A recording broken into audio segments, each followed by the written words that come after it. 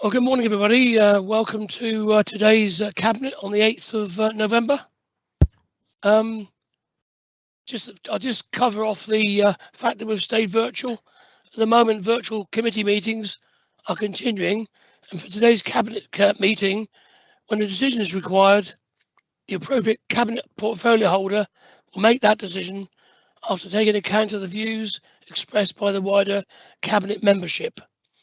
We've done that a few times now, but hopefully, you never know, December, we may well be back in the room. Let's hope so. The roll call then: Peter Wharf, Ray Bryan, Graham Carr-Jones, Tony Ferrari, Jill Haynes, Laura Miller, Andrew Parry, Gary Suttle, and David Walsh. And just comment on the following the reshuffle I announced on the 18th of October, 3 members of the cabinet now have new roles. Peter Wharf is now responsible for adult social care and health. Jill Haynes is responsible for corporate development and transformation. And Laura Miller is now responsible for customer community services. And I wish them all well in their new roles.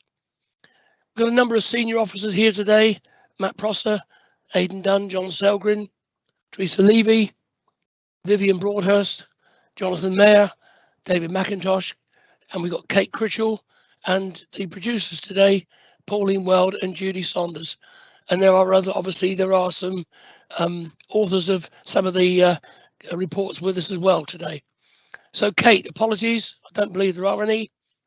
No, Chairman, there are no apologies. Declarations of interest. I think there's a couple of points of clarity here. A number of us have been given dispensation. I don't know if I need to read them out, but so I've certainly got a dispensation agreed because I'm on the board of the Dorset Centre of Excellence, as I believe is Andrew Parry, and I believe Peter Wharf has got dispensation because he's involved with Tricuro, which is an exempt item before us this morning, but they're big enough to speak for themselves. So can just get confirmation, please? Chairman, yes, indeed, I do have a interest in relation to sitting on the shareholder board of St Mary's, the Dorset Centre of Excellence. I'd also draw people's attention to the fact I'm chair of governors of the Dorset Virtual Board. Thank you, Andrew. Peter? Chairman, I in my role as portfolio holder for adult social care, I am on the board of the executive shareholder group of Tricuro, and I have sought and have been granted dispensation in my actions related to this. Thank you. Thank you, Peter. Anybody else? Just for transparency, Gary? Yes, exactly the same as yourself, Spencer. Dispensation from the board of the centre. Thank you. Thank you, Gary. David? Chairman, Councillor Walsh here. I'm also on the Tricuro board. Okay. I think that probably covers it now. Thank you very much for that clarification. Got one from Laura Miller. One from Laura Miller. Laura? Thank you, Chair. Yeah, just to confirm that I also have the dispensation form that has been checked and signed. Okay, good stuff. Thank you very much. Thank you. Lovely, thank you. Right, public participation. Number of questions and statements today. And I'll invite Matt Prosser to read the first one from Linda Paulson. Matt. Chairman, you've got Councillor Beryl Ezard has put RTS in the. I don't know whether that's. Yeah, I will. I'll pick it up. I'll pick it up now. Beryl. Thank you, Chairman. It's me. I'm on the Tricuro board, and I've got a dispensation. Okay. As well. All right. Okay. Thank you for that, Beryl. Appreciate it. And can I point out that Councillor Nick Ireland is also on the board? I don't know if he's here, but he will have dispensation. Okay, I think they're all in place as they should be. Yeah. Yes, thank you, Nick. Brilliant. Right, that'll all be recorded in the minutes then, as appropriate. Right, Matt, the first question then. Thank you, Chairman. So this is a question from Linda Paulson, and it's about the draft local plan. So the question is, the draft local plan proposes the construction of 39,000 houses across Dorset, many on greenfield sites, such as 433 hectares of productive farmland north of Dorchester. With COP26 well underway and with the Council's declared climate emergency, will the Council commit to moving from encouragement and suggestions to a definitive set of standards for net zero house building that are fit for purpose in a climate emergency? You've got a response now from David Walsh. Thank you very much, Leader. I'm Councillor David Walsh, Portfolio Holder for Planning. Thank you, Linda, for your question. I'm very apt at this time. Cabinet and full Council will be making decisions about the changes to be made to the contents of the plan and approving the amended document for publication at meetings due to take place in spring 2022. Until then, we will not be making any decisions about the local plan. It is important that these decisions are made together, as different policies have impacts on each other. Higher environmental standards, while clearly desirable, are likely to have an impact on development viability, and this is being assessed within the viability assessment that will accompany the plan. Dorset Council is lobbying for stronger national policy on this issue. In fact, I have just written to the Right Honourable Michael Gove, who was appointed Secretary of State for Levelling Up Housing and Communities on this very matter. Thank you. Thank you very much, David. The next question is from Mike Allen. I'll invite Jonathan Mayer to read the question, please. Thank you, Leader. A Department for Levelling Up Housing and Community spokesman was quoted in Planning in their article about Ashfield District Council's pause to their local planning process, saying, "Councils are ultimately responsible for setting housing targets, but our national planning policy framework is clear that most new building is inappropriate in the Greenbelt." This statement accords with the recent Adam Smith Institute paper, Build Me Up, Level Up, in seeking a politically less toxic way of increasing house building. The authors note that no group in the British population wants building in Greenbelt, with only 20% of people in support. So, the Prime Minister doesn't want building in the Greenbelt, the Ministry doesn't want building in the Greenbelt, the British population doesn't want building in the Greenbelt. Evidenced by the local plan responses that have been published recently, the people of East Dorset don't want building in the Greenbelt, the local MPs don't want building in the Greenbelt, and a notable local political association doesn't want building in the Greenbelt. That leaves only Dorset Council and a few building developers in favour. My question is, has the Cabinet considered that their policy of building more housing than needed by demography in the East Dorset Greenbelt is electorally toxic, as the Adam Smith Institute put it? Local people are beginning to say that they will vote differently if this continues. Why is the Dorset Council Cabinet so reluctant to reconsider this? Thank you. Thank you very much. Jonathan, I'll invite David Walsh to respond, please. Thank you, Leader. National policy makes provision for amendments to Greenbelt boundaries through local plans. Prior to concluding that amendments to the Greenbelt are justified, councils are required to examine all reasonable alternatives to meeting housing need, including making use of brownfield and underutilised land, and increasing density on development sites. This assessment needs to be undertaken in the context of the need to promote sustainable patterns of development, including furthering the objective of reducing the distance people need to travel to fulfil their daily needs. Thank you, Leader.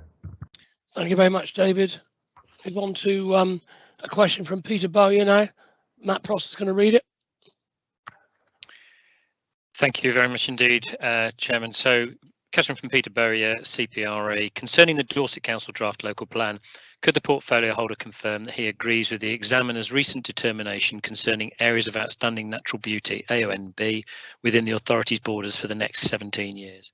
Exceptional circumstances for major development will include a requirement to adhere to sustainable development principles, and therefore the size and extent of the housing allocation challenge will mean it is inevitable that some areas in the AONB will be affected. Thank you very much, David Walsh. Thank you, Leader, and thank you, Mr. Bowyer, who is Chairman of the Trustees of the CPRE. In his report on the examination of the West Dorset, Weymouth and Portland local plan, the inspector concluded that the council faces the difficult problem of balancing the need for homes and jobs with the need to protect designated landscape. Given there is a continued need to provide homes and jobs in sustainable locations, it is likely that some areas will be affected by development. The council aims to minimise the impact of development and direct development towards the least sensitive areas. Thank you, Leader. Thank you very much, David. Now I got a question from John Getzel from Jonathan Mayer, please. Thank you, Leader. Leader, we've got a block now of 8 questions and statements, beginning with the one from Mr. Gatrell. Quite right. Jonathan, forgive me, we've missed a question from Rupert Hardy. I'm sorry. Yes, I'll go back sorry, to that's the one question I 4. missed. I knew there was one. Sorry, Jonathan. Yes, Rupert Hardy. Quite right. Thank you, Leader. So we have a question from Rupert Hardy for the portfolio holder for planning. The Dorset Council draft local plan identifies the Dorset local enterprise strategy as the source of potential employment generation possibilities. The Dorset LEP economic growth strategy identifies the following job opportunities: to open space at the aviation park at Bournemouth Airport with the potential to generate up to 16,000 jobs, and to complete the regeneration at the Port of Poole with the potential to accommodate up to 5,000 jobs.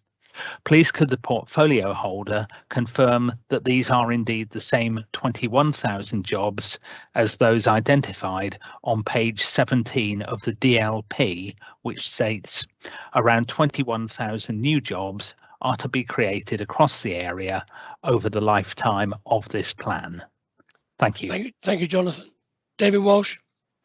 Thank you, Leader. Thank you, Mr. Hardy. The economic forecasts prepared in the 2017 were used to give a projected level of jobs growth for the local plan consultation document. These projections relate to the Dorset Council area that indicate around 21,000 jobs may be created across the area. Since these projections were produced, there have been some significant changes in the national and international economy, which will have implications for Dorset, and these implications are being explored with a revised set of economic projections. The job opportunities in the Dorset LEP growth strategy mentioned are not within the Dorset Council area and therefore do not form part of the projected jobs growth in the proposed Dorset Council local plan. Thank you, Leader. Thank you very much, David. We've now got a number of questions and statements regarding the car park review, and we're going to group them all together.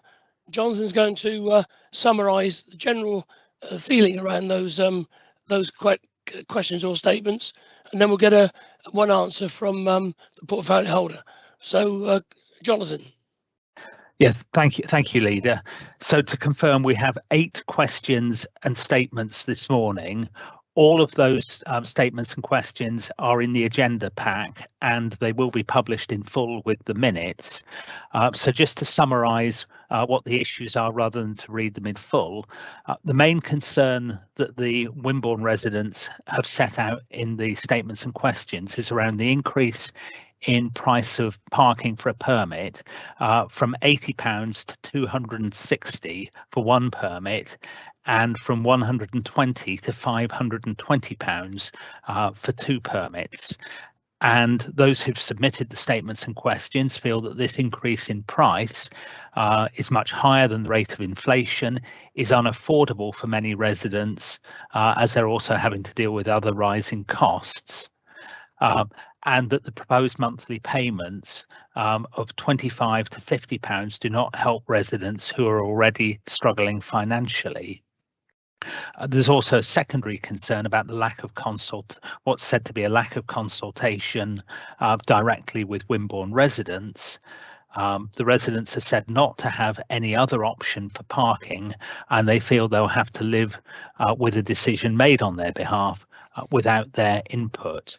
And the last point to pick up is that the residents were concerned that Wimborne Town Council was not aware of the permit prices when they responded to the initial consultation, and thus their response was that they were minded to support the proposals within the draft strategy and agreed that it did not appear to affect Wimborne Minster residents unduly. And those who've responded in the statements feel that cannot be used as evidence of support for the permits. Thank you, Leader. Thank you very much, Jonathan. Ray, can I get you to respond, please? Yes, thank you, Chairman. I'm Councillor Ray Bryan, portfolio holder for Highways, Travel and the Environment. Thank you for the interest in this, and thank you for the people who have sent in either statements or questions. Currently, our residence car park permits range in price from £95 to £430, and the terms and conditions vary greatly. This is inconsistent, unfair for residents, and needed addressing. The new Live, Work and Play permit allows the holder to park in more car parks in Wimborne than the current residence permit.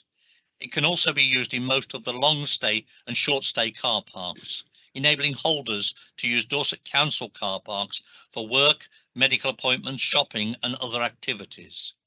In the long run, this may be cheaper than paying an hourly rate in some of the car parks. In January, invitations were sent out through town and parish councils, inviting the public to join parking project working groups. The groups included residents, business improvement districts, chambers of commerce, surgeries, businesses, disability action groups, and others. Details about the proposed charging strategy were shared and discussed during the working groups. The final proposed charges were sent to statutory consultees and communicated through the local press. The opportunity was given to residents to email comments directly to the project team. The cost of the permits was not known when the original proposed charging strategy was released for consultation. The permit prices were included in the final proposed charging strategies that was distributed to all statutory consultees.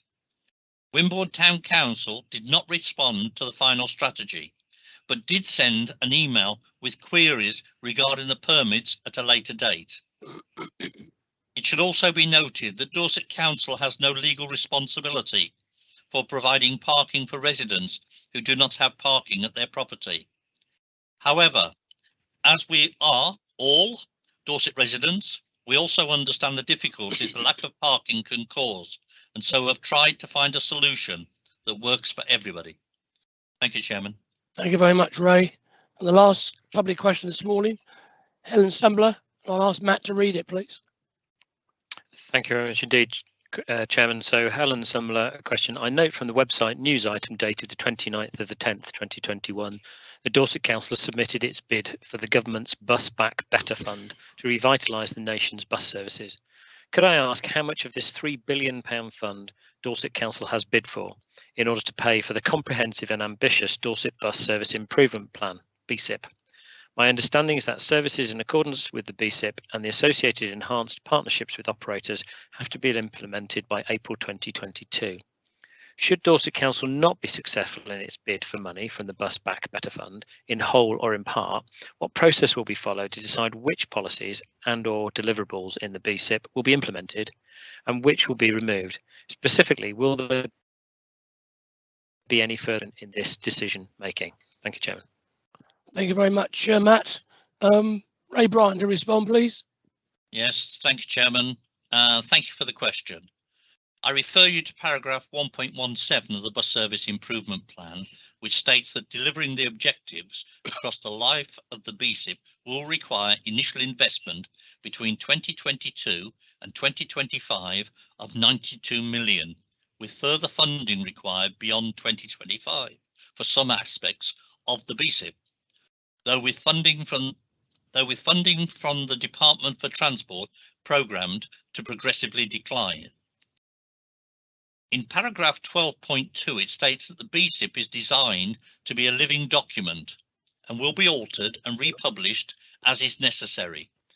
As part of this refresh process, we will continue to engage the public and stakeholders through the formalisation of a bus forum, which will include local bus operators, community and business voices, bus passengers and the voluntary and health sectors. The forum will have a key role in the prioritisation of the policies and deliverables and decision making on money allocated from the Bus Back Better Fund. Thank you, Chairman. Thank you very much, Ray. That's the end of public participation. We now go on to agenda item 4, questions from members. There are none today. Agenda item 5, the forward plan. Colleagues on the Cabinet, any comments to make, or can we note the report? No comment. Noted. Noted. Thank you very much. Agenda item 6, the Q2 financial management report. Gary Suttle. Thank you, Chair. Gary Suttle, portfolio holder for finance. I present the Q2 outcome. Following a disappointing first quarter result, I'm pleased to present the outcome of Q2 as having reduced the anticipated outturn for the year to 4.77 million. The main reason for this is that we've been able to release part of our provision from the collection fund as we see an improvement. Although this is marginal, it is an uplift, and this is detailed for you in 11.3 of the report. I also ask you to note the information at 11.34 in respect of an improvement in the business rate collection. Although a promising move forward, I cannot stress enough that this momentum to a balanced budget for 21-22 remains in place, and we must continue to make every effort we can to achieve this. We accept that this council's funding is inadequate. We have engaged with all directorates to give the most accurate figure for the difference, and more work than ever has taken place to give us the base costs for this council, and this will enable us to target the areas that need it most.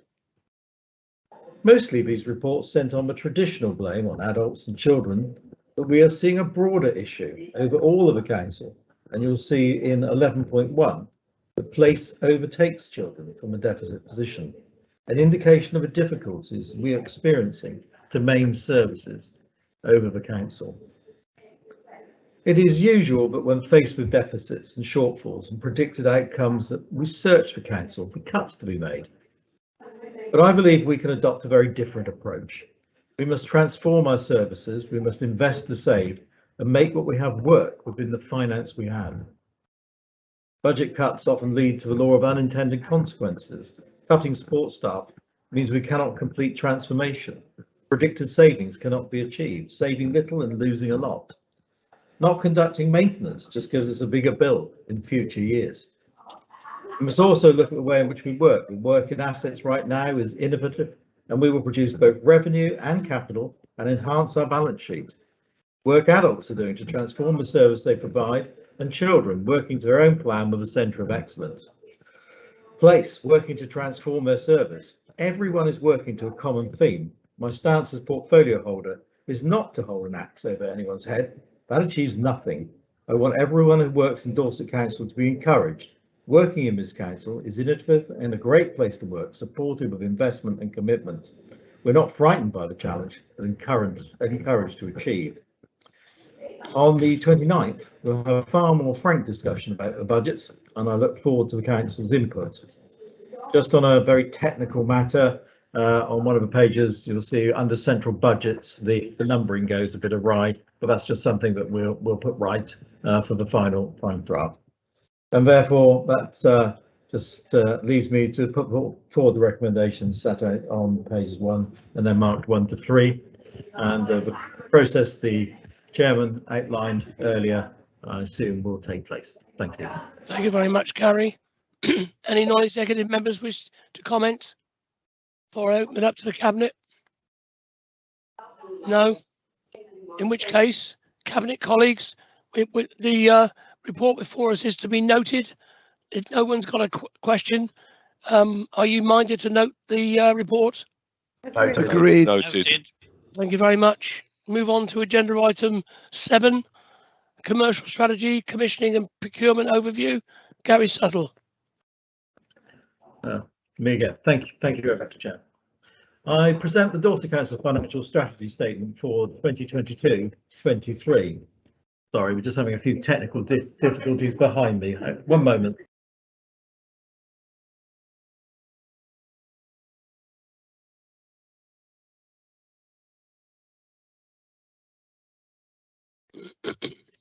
Sorry, I asked for a bit of peace and quiet, and there was a mayhem going on behind me, and you didn't want to listen to that. So I present the Dorset Council's Financial Strategy Statement for 2022-23, and this is a refresh of the existing document. And much has changed due to COVID, and it's prudent that we refresh based on our latest financials.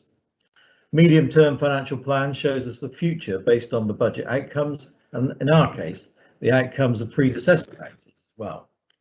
Clearly, the pandemic and our most recent outcomes indicate the refresh is necessary. Its importance cannot be underestimated as a base document for our financial future, underpins the aspirations we have for the Council and our corporate objectives. Every aspect of this Council's financial strategies are incorporated in the document before you. I've already stated we need to adopt a more commercial attitude, and this is an important part of the strategy. And you will see that we give the 4 themes of behaving in a business-like way, being business-friendly, commissioning as one council, and importantly, making money. The success of this will determine our overall success, and it cannot be supported or stressed enough, in my opinion. The document also states our determination to go from the 9th highest band D council tax to much lower in that list. To do this, I reiterate our policies of transformation and invest to save must be implemented as timely as possible. Let's not forget that we continue to carry the risk of a higher needs block, but work being done in children's services gives us reassurance. Success in this plan remains an essential for this council, but is also our real example of an invest to save policy. I'd like to thank you all who've worked on this document, and I'm pleased to recommend it to you. Thank you very much, Gary. Again, before I open up to Cabinet, any non-executive colleagues wish to ask a question? No? If not, Gary, you've got a recommendation sitting in the report. It Yes. wishes to approve the revised strategy. I note that Place and Resource Overview Committee had a look at this on the 17th of September, and their comments are attached at Appendix A. But am I right in thinking that we've taken account of those comments in the final draft? Yes, indeed. Yes. Okay. Colleagues, any questions for Gary? Okay. Agree Okay. the report. Who said that? Nobody? Okay. So are you minded to support Gary's recommendation? Yes, Chairman, support. Thank you very much. Thank you very much, you. Gary. Thank you very much. We move on to agenda item 8, Transformation Annual Report. Jill Haynes. Thank you, Leader. I'm Jill Haynes, and I have the portfolio Corporate Development and Transformation. This is the Transformation Plan Annual Report, and it is the first annual report of our plan. My thanks must go to the team and the previous portfolio holder, Peter Wolf, for the work that was done last year. But I do feel that the plan follows on nicely from the 2 papers that Gary has just presented. The focus of the plans are and will remain to improve the services we provide and outcomes for residents while providing value for money for our ratepayers.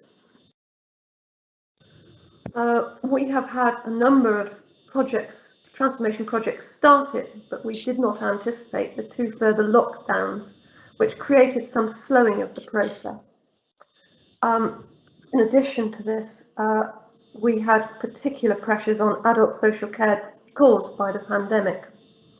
We will still have savings of 5.8 million in this financial year, but it's not what we were looking for. And much of what we were looking for will now transfer into year 2. 10.3 shows the 5 themes that we've agreed for our transformation programme, and the following page, current work programmes. However, I feel that this is something of a turning point for our new council and want to look forward with optimism about our aspirations to change and transform. We have nearly completed the convergence of our 6 councils, and we've lived through the pandemic. Now we need to become a single council with a firm view of what we will look like in 3, 5 or even 10 years' time. It's a question really, if you don't know where you're going, how are you going to get there? So the medium-term planning and our transformation is vital to the health of our organisation. We have therefore proposed, and they're detailed at page 97, 6 work streams which will be critical to enabling efficiency and consistency, having trouble with the words today, across the organisation, will be the building blocks for our council going forward. Our budget gap will be closed through a combination of cost avoidance, efficiency saving, income generation, and, in particular, transformation. True transformation will take time, but we must be ambitious, brave, invest to save, and be fleet of foot in our decision making and driving things forward at pace. In Appendix 1 and 2, you will see a clear idea of where we are now with our transformation programme, with quite a lot of detail for years 2 and 3. But a lot more work needs to be done on the timeline for future years as we firm up our ideas and have a clearer vision of the future. By next year's report, I expect to have a much more detailed set of information to present. Councillors will have opportunity for further discussions on transformation as part of the budget setting process later this month. And as part of that, I really hope that they are involved in that process. And therefore, I'm very pleased to present this report, and I ask that you support the recommendations, Cabinet. Thank you very much, Jill. Before I open it up to the Cabinet, any comments from colleagues who are not on the Cabinet? I don't see any.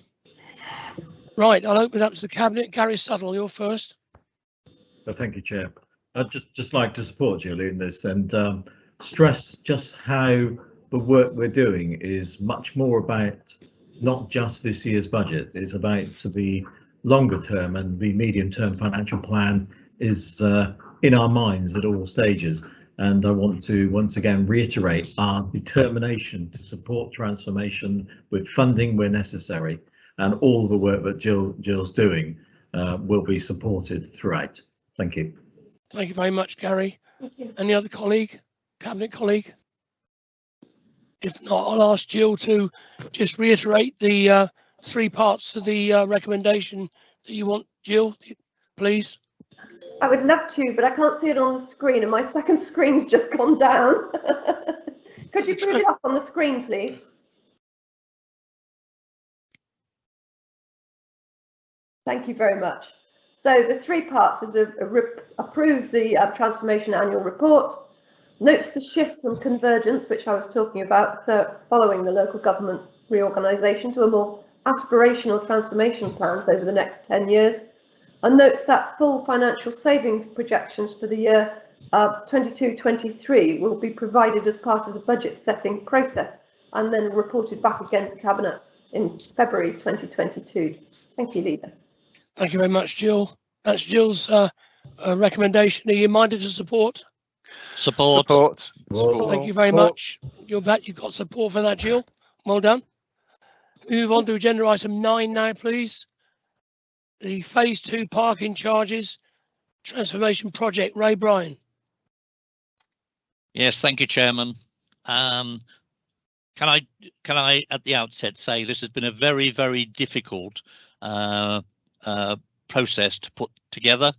We've taken 6 councils into one. Each of the councils have their own charges, their own rules and regulations, their own enforcement details, etc. We've taken considerable time in doing this, and it's culminated in this report. The purpose of this report is to seek agreement on the proposed parking changes.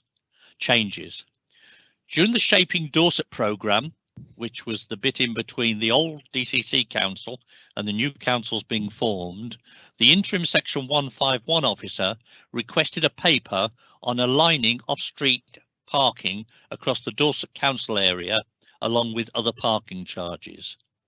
This decision was deferred for day 1 implementation. Phase 1 of this project was implemented in April 2021.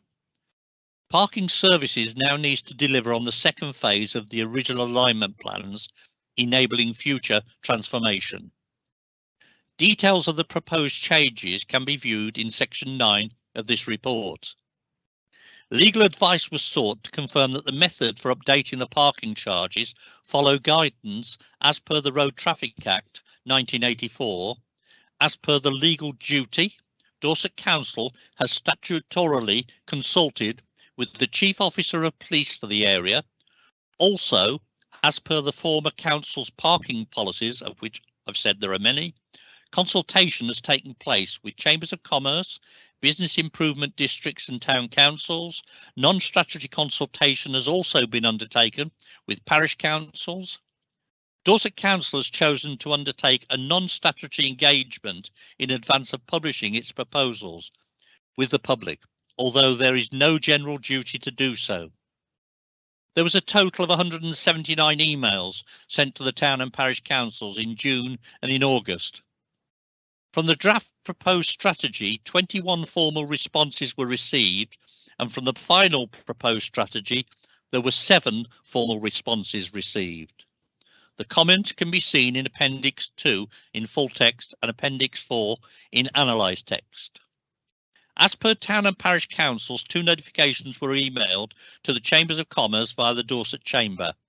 The notifications were also emailed to the 3 Dorset business improvement districts, Dorchester, Weymouth and Wimborne, with a request for queries and comments to be received within 4 weeks. A few queries were received and have been answered. 1 formal response was received for the draft proposed charging strategy, and 1 formal response was received for the final proposed charging strategy. Although there was no legal duty to undertake public engagement, the public were given the opportunity to email comments / queries to the Parking Transformation team. The Place and Resources Overview Committee received and considered a report which set out the details and recommendations of the Phase 2 parking charges transformation project. Councillors considered the issues arising from the report and discussions were had. The overview notes can be seen in Appendix 5. The recommended changes were proposed and seconded, and the overview minded to recommend to the Cabinet. 1. Align the day rate in the main tourist location car parks during peak and low season. 2. Align charges in all other car parks, rural and town locations. 3. Align on-street parking charges in areas that already have on-street pay and display. And 4. Withdraw all current car park permits and introduce a long stay and a short stay car park permit for residents and workers in the Dorset Council area. The Executive Director of Place confirmed the minded to recommendation to Cabinet under delegated powers on behalf of the informal meeting of the Place and Resources Overview Committee. As with any rationalisation, there will be winners and losers, but the new permit allows residents to park their car at £260 per year. That equates to £5 per week, or 71p per day. The introduction of 3 levels allows flexibility on charges across Dorset, with level 3 car parks, which are the ones closest to our beaches, being the highest cost, bearing in mind that most of those car parks during the high charge period are from tourists coming into our area, using all of our facilities but paying nothing in council tax as a contribution to the damage they do to the roads and obviously the use of the car parks. The Parking Services team looked at competitive car parks and also neighbouring areas. We are still below the cost of parking in other tourist areas. Any excess revenue is ring-fenced within highways and will be used for road repairs, and this is quite timely as we face further reductions in the funding we get from the DFT to maintain our roads. Last year it was reduced by over 25% and we expect the same this year. Out of a cost of over 20 million, highways cost the local taxpayer less than 3 million in the council's overall budget. The rest is from outside sources such as the DFT and the car park revenue. Roads are this council's biggest asset at circa £4 billion. Highways gives access to people getting to work, hospital, in fact everything we do in life. If you measure an asset value in pounds, it's the biggest. If you measure it in needs of the community, it's probably up there at the top. I ask Cabinet to consider this report and support the recommendations 1 to 4. Thank you, Chairman.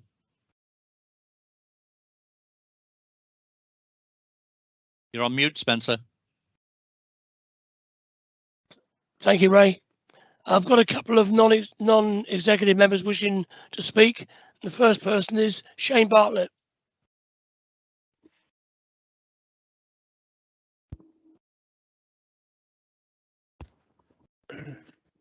Good morning, Leader. Good morning, Cabinet members and members and officers. Thank you for allowing me to speak. As you know, and as the portfolio holder know, I have quite an extensive knowledge considering parking surrounding my ward of Wimbledon. And I have spoken to the portfolio holder concerning the car park permits and have requested a meeting with him and his lead member over the car parking permits and the cost that has been related to you and some of the public statements that come forward earlier in this meeting. Did I humbly ask that the portfolio holder and the lead members meet with me outside of this meeting to discuss some flexibility around the potential of possibly creating a third permit that would go some way to ameliorate the difficulties that residents in ancient historical market towns find themselves in. The clue is in the title of many of our ancient historical market towns across Dorset. They were laid out in the horse and cart era long before a modern motor car was envisaged, and therefore, as a consequence of that, some of our towns have very little off-street parking. It's not the fault of the residents. We don't have a fully integrated public transport system, and many of our residents are very dependent on their own personal private motor cars. And I think from a point of a PR to Dorset Council, we need to explore every avenue. So I'd hope that while you have the recommendations in front of you, the portfolio holder would give me the courtesy of meeting with me outside of this meeting to explore other avenues, if possible, please. Thank you. Thank you very much, Shane. Ray, do you want to come back on that? Yes, of course I will, Leader. Councillor Bartlett, it's nice to see you, although it's still obvious that you're not feeling very well. So thank you for taking the time on behalf of your residents to put forward your request. The answer is I will always be prepared to meet with you. The difficulty I have, Councillor Bartlett, is that we're trying to rationalise across the whole area, but that doesn't mean that I'm going to rule everything out at this stage. These parking charges, if agreed, will be started next year. So we have limited time to do anything, but I'm certainly prepared to meet you outside of this meeting to discuss how we can perhaps help you, if that answers your question. Thank you very much. Thank you. Okay, thank you very much. Beryl Lizard. Good morning, Chairman. Good morning, Ray. Yes, obviously I've been lobbied extensively by the local community in Purbeck about the Purbeck Park a charging suggestion. It doesn't fit into any of the really categories because it's not a destination in itself at the Purbeck Park, which is the old Norden Park and Ride, which obviously serves at the beginning of the Swanage Railway Trust's stations and helps to, obviously alleviate congestion most of the year round. So I'm really speaking on the behalf of them because the hike from £3.50 to £6 per day throughout the year is a big hike for an interim sort of a transport hub rather than a destination itself.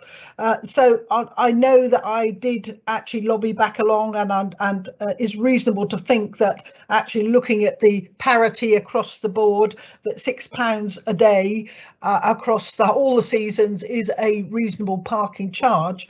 But that these Swanage Railway particularly and the local people think that this is going to really deter people from using the car park, and it's going to congest the road, the A351 on the road to Corfe Castle, through Corfe Castle to Swanage, and therefore will add to the congestion rather than relieve it.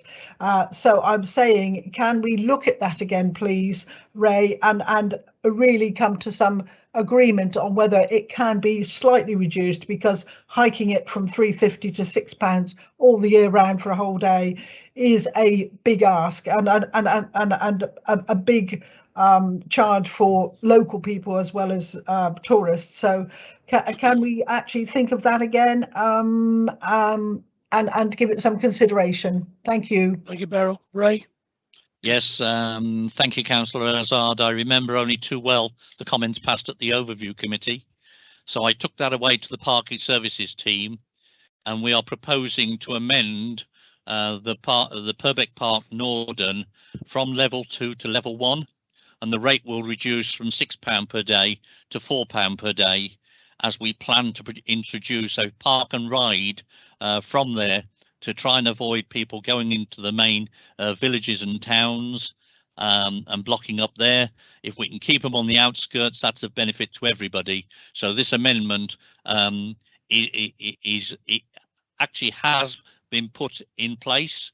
I've just received notification that the report to Cabinet was already issued, so we couldn't add the amendment. So with your permission, Leader, I wish to add an amendment to the report we're discussing, which will enable us to move Purbeck Park Norden from level 2 to level 1.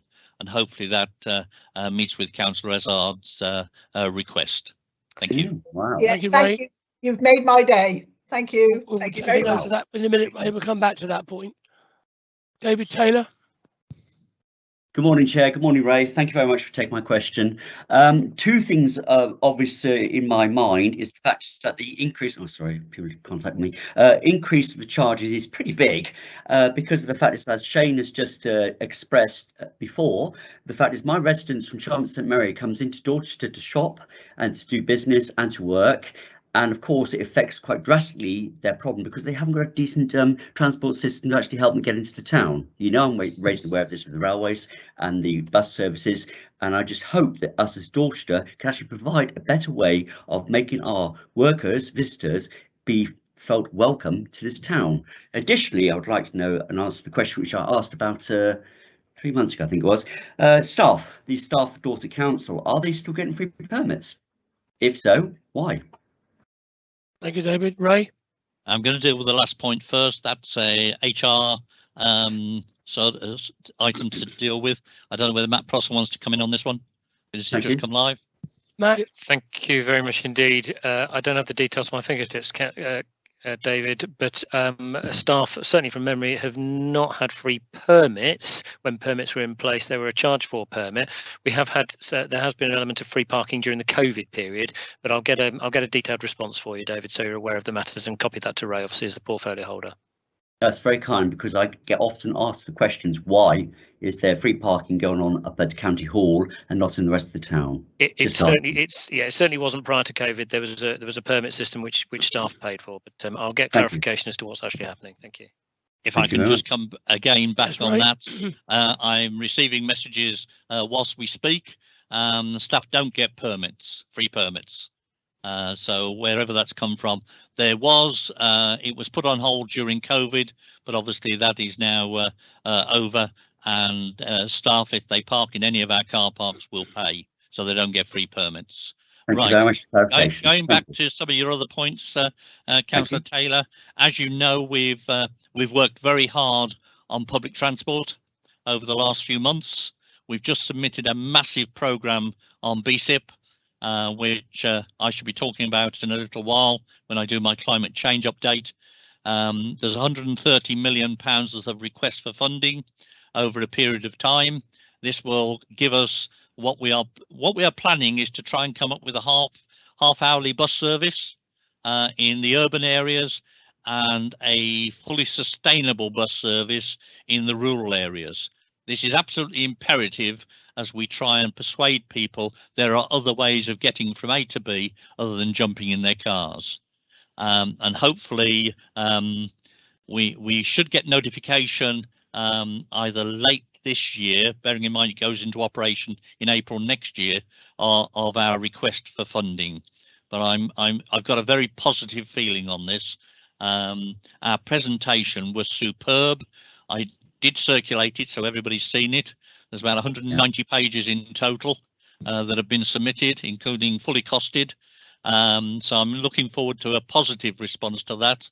And I know people are upset by the car parking charges, but the car parking charges were all over the place. We standardised on council tax from day one. We've taken our time looking at this to try and be fair, which why we've introduced a 3-tier structure, so that those that pay the most are our visitors, and that sounds awfully unfriendly, But as I said earlier on, we need to maximise the money that we can get from the car parks if we want to maintain the roads at a level which I am continually hearing is way above the level of other councils are surrounding us. And I can actually confirm that as I drive about. I know when I come to Dorset because my wheels stop vibrating. So we do a great job in highways, but we need the money to do it. And I'm sorry, but this is one of the avenues I have. Thank you very Can much, I come Ray. back on that? No, Can I come David. back on that? No, Yeah, not just really. say thank you, Ray. Well done. Okay, Thank that's you. good. Like it. Thank you very much. Right, there are no other non-executive members wishing to speak. So, Ray, I'm going to get you to set out your recommendations, including the amendment that you mentioned earlier. Right. Following the discussions, sorry, let me start again. The 4 items that we're here to look at are to align the day rate in the main tourist location car parks during peak and low season, align the charges in all other car parks, rural and town locations, align on-street parking charges in areas that already have on-street pay and display, and withdraw all current public car park permits and introduce a long stay and short stay car park permit for residents and workers in the Dorset Council area. I'm asking for one amendment, and that's to cover the Purbeck Park car park at Norden, and I'm asking that we approve it to revert from level 2 to level 1, and that will mean the rate will reduce from £6 per day to £4 per day. Thank you, Leader. Thank you, Ray. You've heard Ray's recommendations. Any comments from colleagues on the cabinet, or are you content to have a minded view to support? Content. Support. Thank you very much. Thank you very much. We move on to agenda item 10, Dorset Council High Needs Block Management Strategy. Andrew Parry. Good morning. I'm Councillor Andrew Parry. I'm the Cabinet Member responsible for children, education, skills and early help. Leader, I'm very happy to move this report. It's asked that Cabinet note it, but also to approve the updates that we've included in here. As we heard earlier from Gary Suttle, areas of children's services around high needs block and SEND sufficiency have brought considerable pressure on this authority, an inherited position from the predecessor Dorset County Council. But, and it is an important but, there are signs that some of those pressures are beginning to plateau. And I do hope that further transformation work in this area will ensure that we are able to make up ground in meeting our budgeting pressures in here, as well as meeting the need of our children and young people. So this paper looks at the real agenda here, which is one of inclusion across all 159 schools in the Dorset Council area. And it does matter. Well, for far too long, we've looked at the agenda of exclusion in our schools, and we've seen data to show it. But moving into a better place of inclusion will allow our children to thrive, a stated goal of Dorset Council for our children. And in managing the high needs block, we are going to focus on our 6 strategic priorities, and they are clearly set out in the report as early identification and support, inclusion, SEND pathway, SEND sufficiency and provision, transitions and preparation for adulthood, and managing money and resources. This, of course, all fits inside the 2020-23 Children's Plan and is, of course, overseen by things like the Strategic Alliance for Children and Young People, as well as our own overview, audit and scrutiny committees. A very big part of our plans going forward, as we've already heard, is the Dorset Centre of Excellence, the former St Mary's School at Shaftesbury. I'm very happy to report to Cabinet that work is well underway in making preparations in the building preparations and amendments to classrooms to permit students to be admitted from 2022. And I know that the management there are busy working on the admissions process, and that we'll hear more about that in the next few weeks, I hope. Leader, I'm very happy to take questions on the paper, but it is a comprehensive paper and much of the detail is set out very clearly in there. But if there are any areas of clarification Cabinet would like, or colleagues in the wider council, I'd be very happy to take those questions. Otherwise, I would be noting an approval. Thank you very much, Andrew. It's a good report. It demonstrates what we can achieve. And you know, comments from any non-executive colleagues? I don't see anything in the chat bar. So I'll open it up to the cabinet. Andrew, would you like to read out your actual recommendation? See if the cabinet are minded to agree with you. So sorry, I think there's an RTS just come in from Councillor Jane Stomper. Oh yeah, there is. Jane, thank you. Thank you. Yes, sorry, I think there was a delay in transmission of that. It's a very quick point. Obviously very pleased to read this report, and just to comment on the transitions element to it, that I'm going to be working alongside officers and colleagues in children's services to get that really on track. I think I have commented on it in previous meetings, but there's a lot of work to be done, but it's going to happen, and it is going to be that working to that seamless piece of work where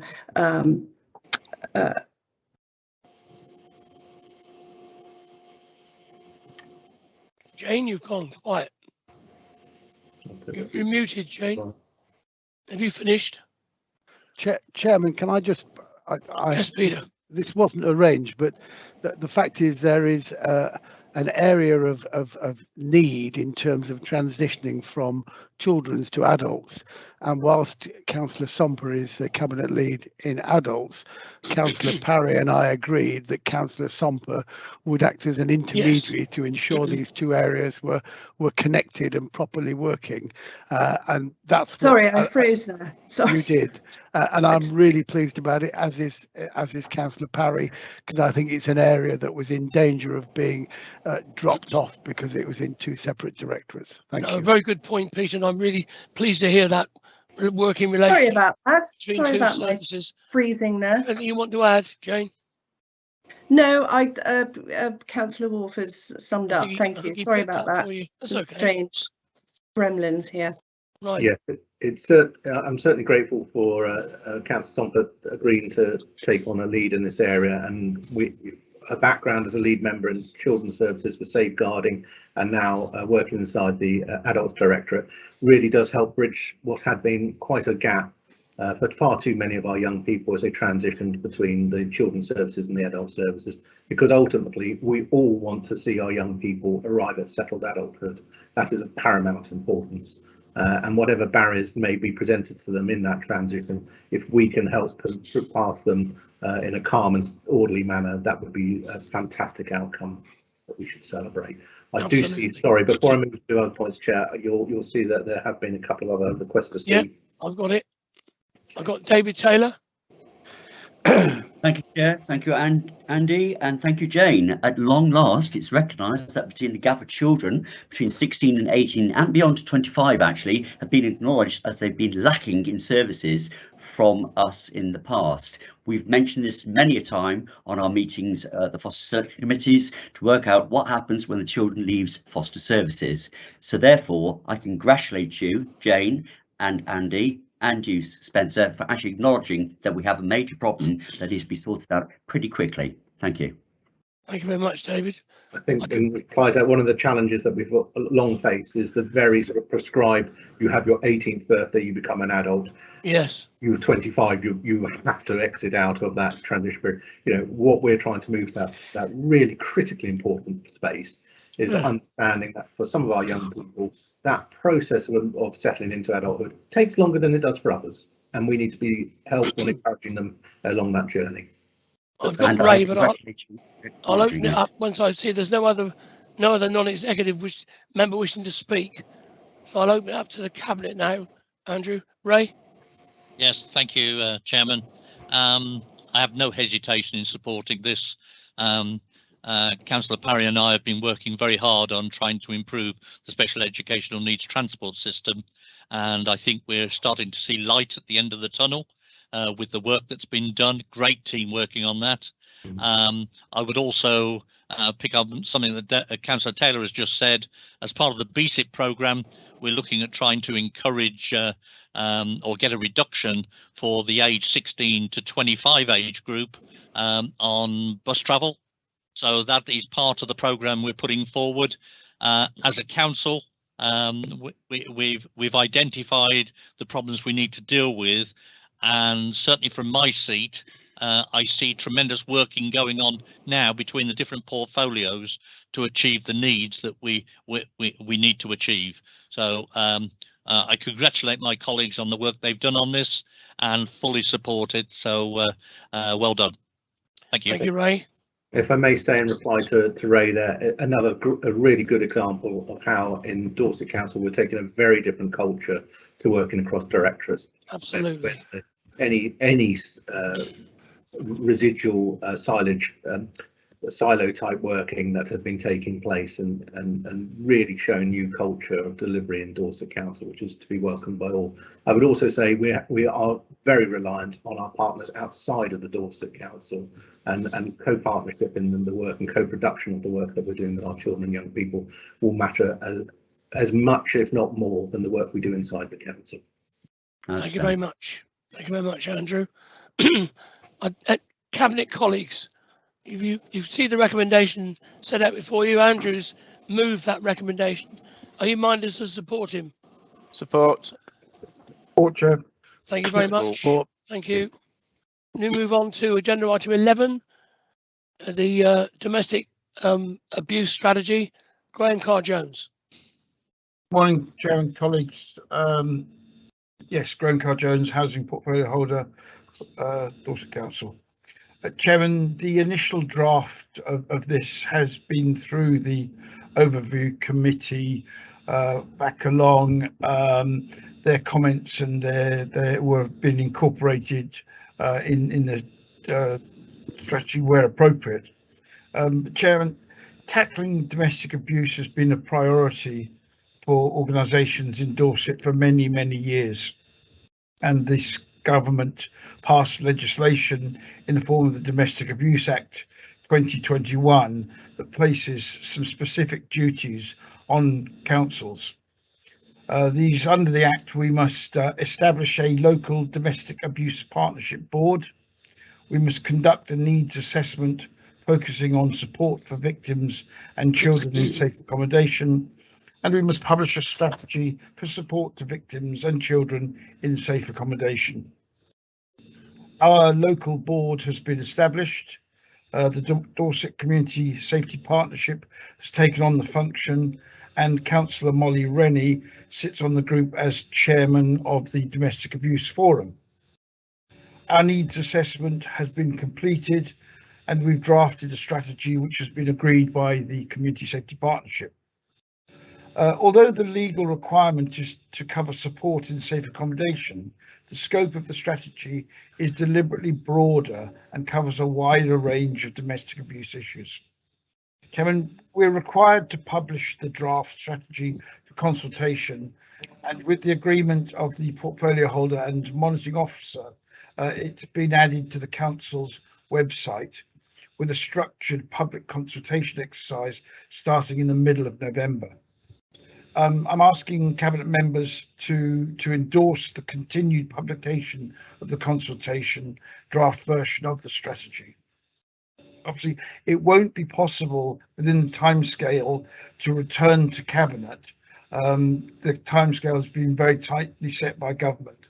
So it's recommended that a delegated authority is given to myself as portfolio holder in consultation with the head of service is there to approve the final strategy for publication, taking into account any responses that are made to consultation by our consultees.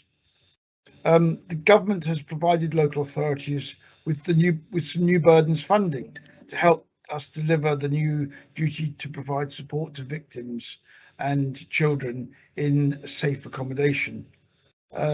I'm happy to say that Dorset Council has been given £650,000 this year, but it's unclear what funding will be available in future years. Plans for spending the funding have been developed and they've been supported by the Community Safety Partnership. So Chairman, this draft strategy will support and drive an effective delivery plan through the partnership and address emerging and challenging changes, and our priorities. So Chairman, with that, the recommendation is one slight change that in one, it should be that authority be delegated to the portfolio holder for housing and community safety in consultation with the executive director for people adults. Okay, we'll take a note of that in a minute. Molly.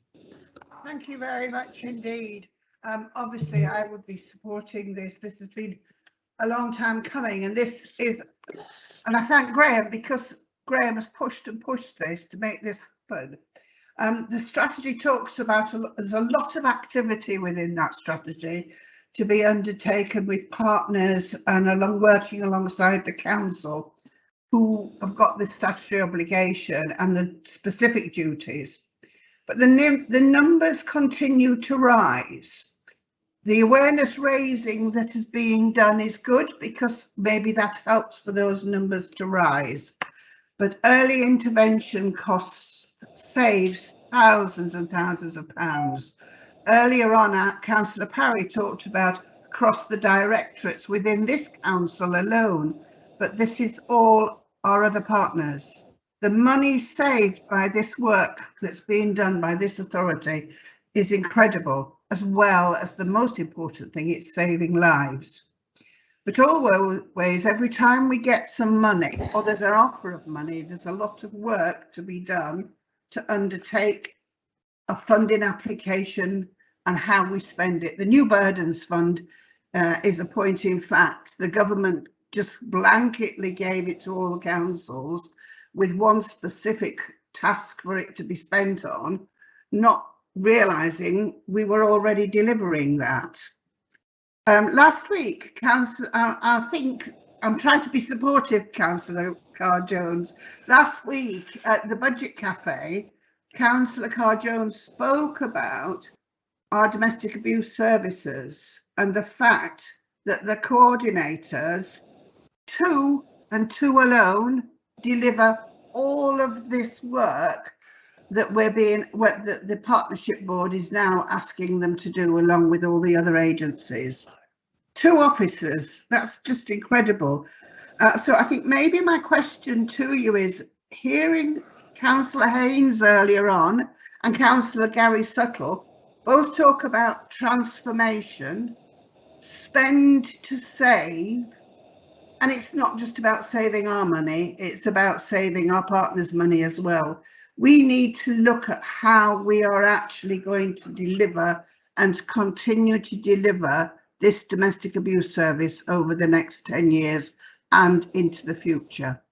Our aim is to make this crime go away, but we've got to be realistic about this, and the numbers continue to increase and the damage on the whole families and the relationships is horrendous.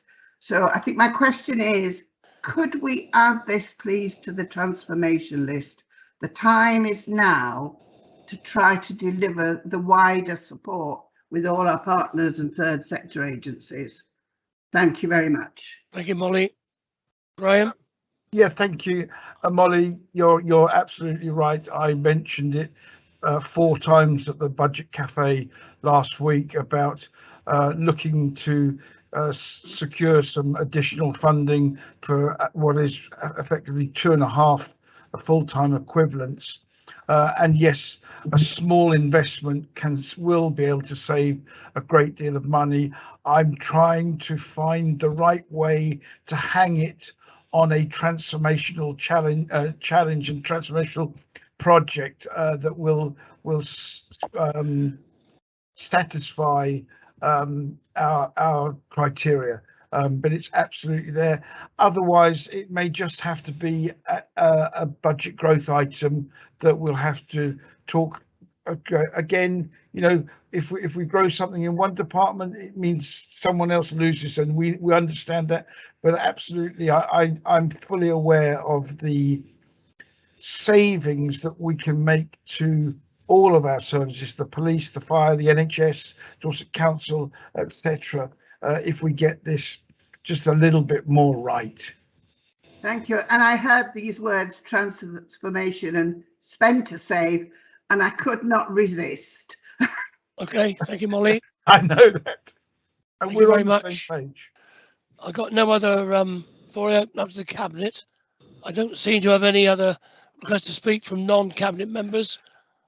In which case, I'll open the debate to Jill Haynes. You threw me there. I thought you were going to take Ray first. Can't see. Oh, God, sorry, Ray. No, he's already been, I think. I would just say my little bit quickly now.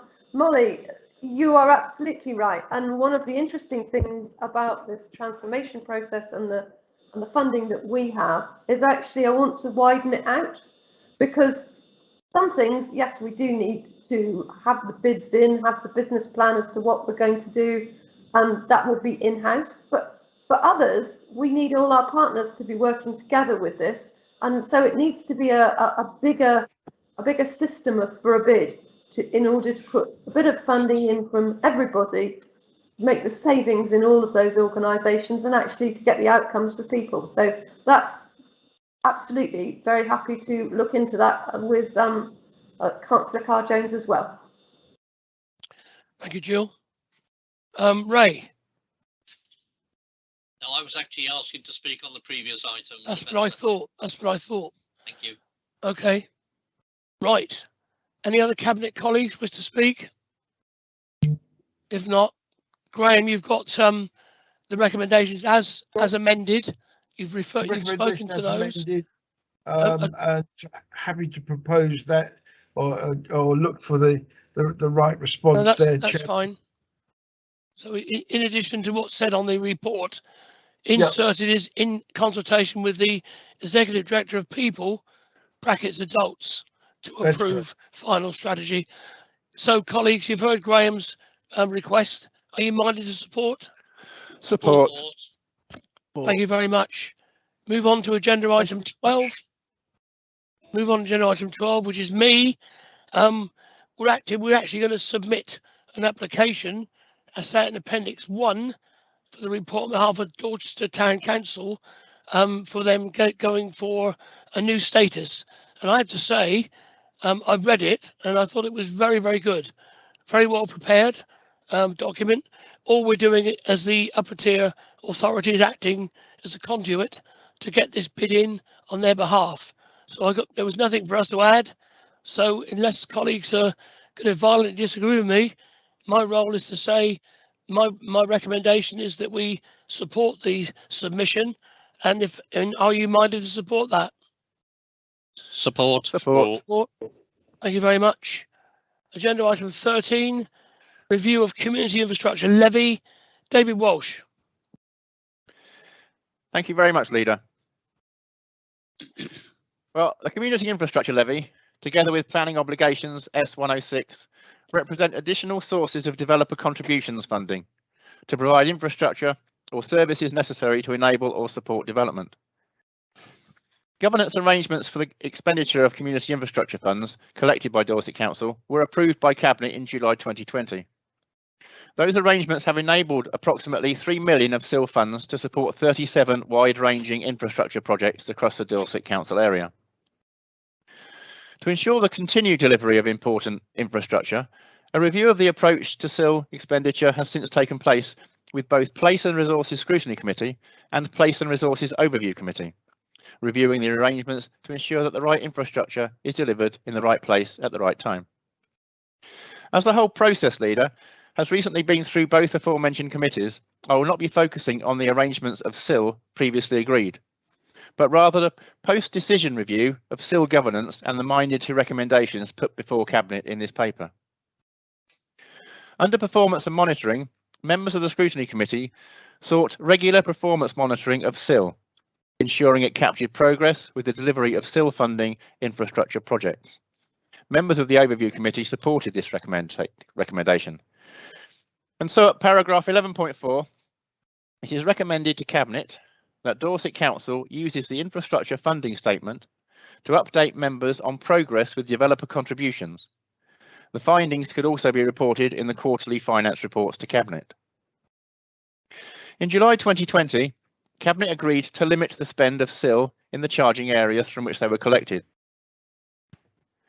which has helped ensure that the benefit of SIL remained local, particularly in light of predecessor council legacy infrastructure commitments, which informed the scope of SIL spend. It is anticipated that the area charging schedules will be replaced by a single charging schedule covering the entire Dorset Council area in 2023. Consequently, it is recommended to Cabinet at paragraph 12.5 that the principle of widening the scope of SIL spend beyond current geographical limits set by the charging areas is taken forward when Dorset Council adopts and implements a replacement single charging schedule across the Dorset area.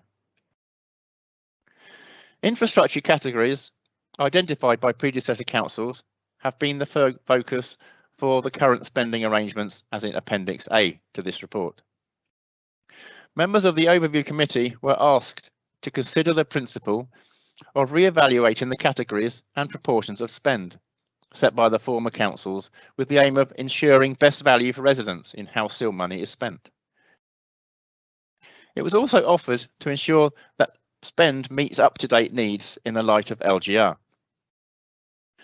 Members of the Overview Committee supported the principle of re-evaluating the categories and proportions for spend, but did not offer any changes to the infrastructure categories and proportions which are currently set. At paragraph 13.11, it is therefore recommended to Cabinet that infrastructure categories associated with habitat mitigation are removed from the scope of the next spending round. And also at 13.12, it is recommended to Cabinet that the categories and proportions for the remaining in-scope infrastructure are revisited following the completion of the next spending round, when further information will be presented about infrastructure needs associated with planned growth. Finally, looking at engagement, in simple terms, the governance arrangements as implemented saw an officer-led approach in consultation with portfolio holders identify infrastructure projects in relation to available infrastructure categories. Service areas were encouraged to engage with town and parish councils on prospective expressions of interest for SIL when necessary. Members of the Overview Committee were asked to recognise the role of town and parish councils in bringing the community's views forward and support general improvements to the way in which officers engage with town and parish councils to raise awareness of SIL and provide advice on how they can engage more actively in the process. The outcome at 14.5 is to recommend to Cabinet that the measures to support upfront engagement with town and parish councils, including the measures to support greater awareness of developer contributions as set out in paragraph 14.4, are implemented as part of the future spending rounds. Now at this point, Leader, I would like to thank the members of the Place and Resources Overview Committee and the Place and Resources Scrutiny Committee for all the work they carried out on reviewing the approach to SIL expenditure. And I know this is also very close to your heart, Leader, as this involves a great amount with the community. And as we are community focused at Dorset Council, I think this is very important and this work was very well done and very well received. So I'll open up for questions, Leader. Thank you very much, David. And I'll echo your comment, your compliments to the Scrutiny and Overview Committees. They've added value to the piece of work we've been doing on this. I've got Shane Bartlett.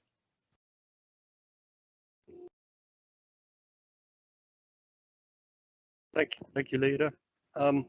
It's not a question, it's a couple of comments. The first one is that I welcome the ability to go back and look at the way that the SIL money will be spent in the various categories that were set up by the predecessor councils. I think a greater flexibility is needed, and I welcome that move to be done.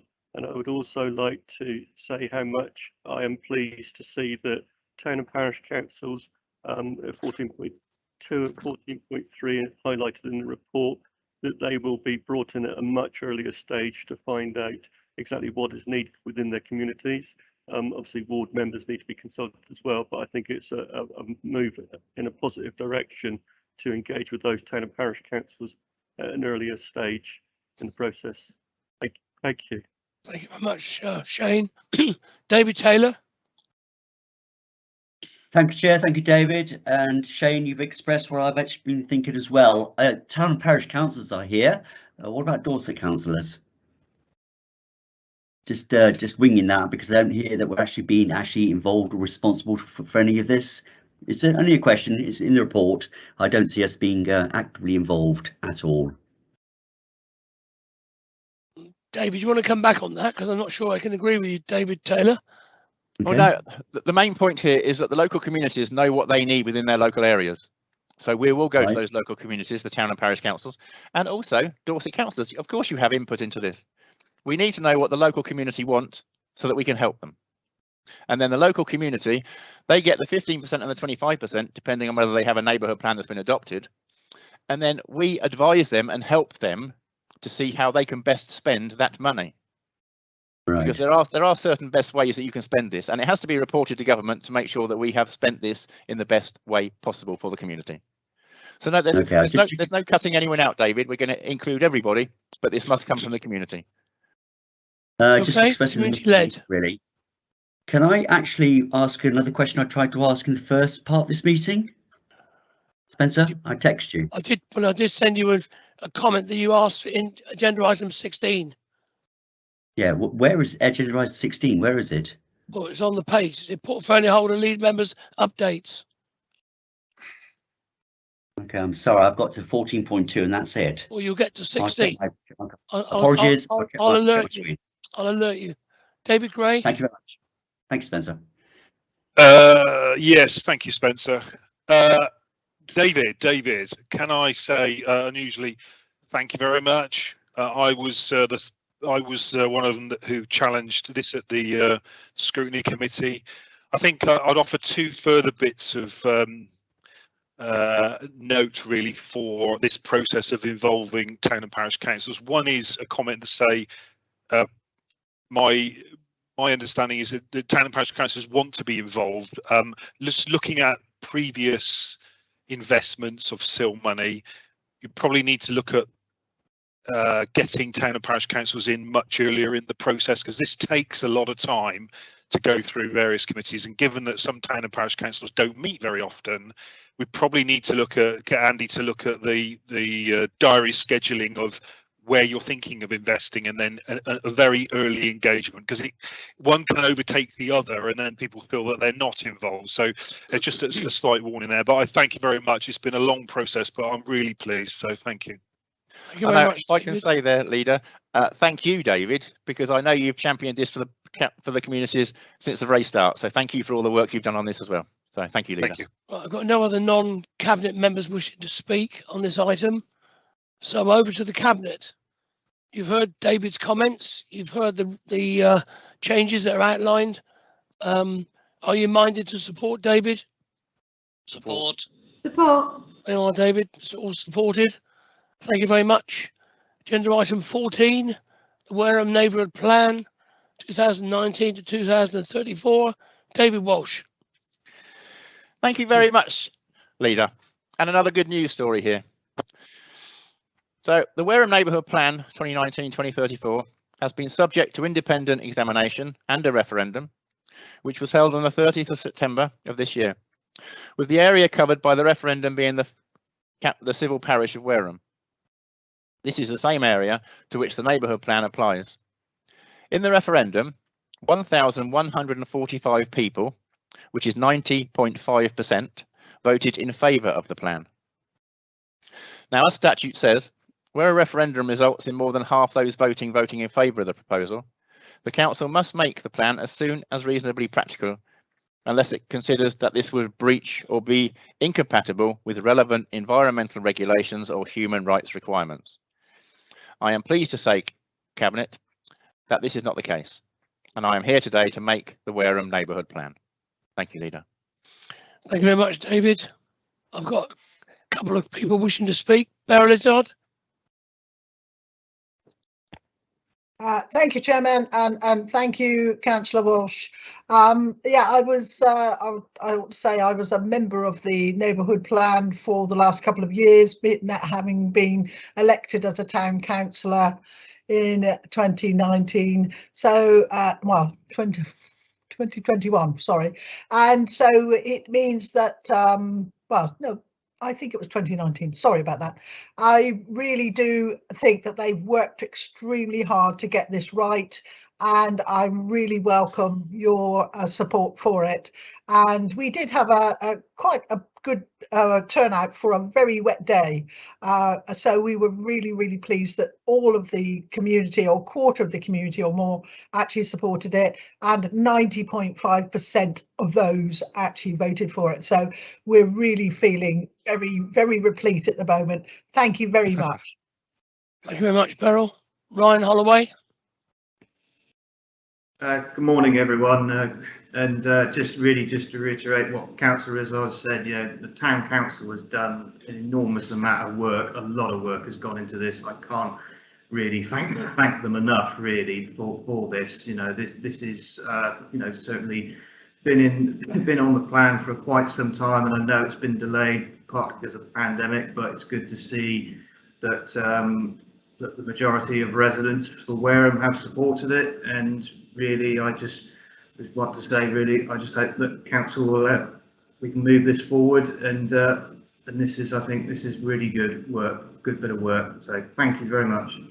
Thank you, Ryan. Thank you for your comments. Right, over to the Cabinet.